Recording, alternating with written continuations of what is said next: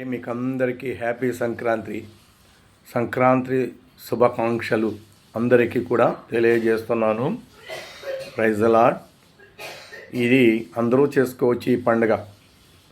బైబిల్లో కూడా ఇది అనుకూలత ఏంటంటే ఇది అందరిది, క్రైస్తవులు కూడా.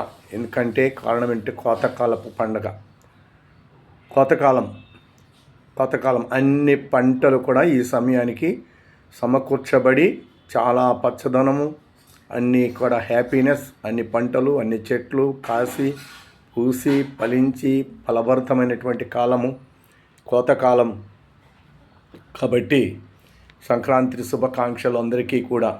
భేదమేమీ లేదు, అందరూ సంతోషంగా ఉండొచ్చు.